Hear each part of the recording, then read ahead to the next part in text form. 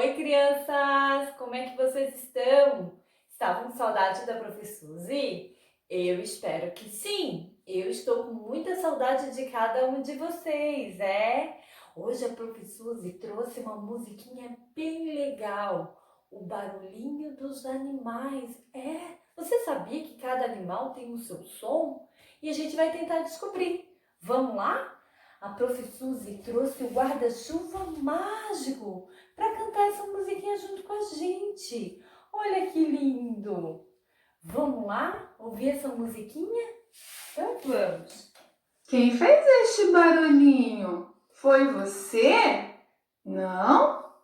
Ah, foram os bichinhos. Eles passaram por aqui. Quanto bicho!